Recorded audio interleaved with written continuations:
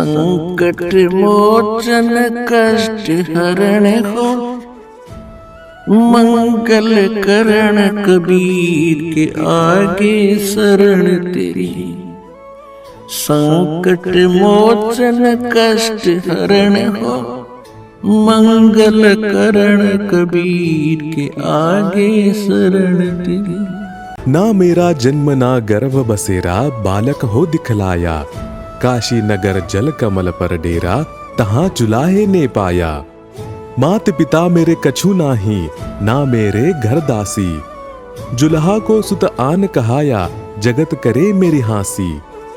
जगद्गुरु तत्वदर्शी संत रामपालजी महाराज यांच्या पावन सानिध्यात परमेश्वर कबीर साहेबजी यांचा प्रकट दिवस दिनांक 9, 10 आणि 11 जून 2025 रोजी नेपाळसह भारतातील 12 सतलोक आश्रमांमध्ये 3 दिवसीय महासमागमाचे आयोजन केलं जात आहे।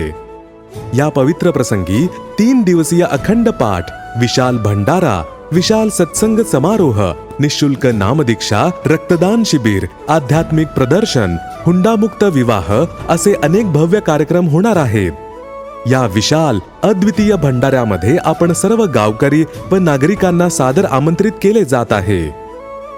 आपण कृपया या विशाल भंडारा आणि सत्संगामध्ये आपल्या कुटुंबासह नक्की उपस्थित राहून सदर कार्यक्रमाची शोभा वाढवावी, तसेच जगद्गुरु तत्वदर्शी संत रामपालजी महाराज यांच्या सानिध्यात होणाऱ्या या विशाल सत्संग व भंडाऱ्याचा लाभ घ्यावा।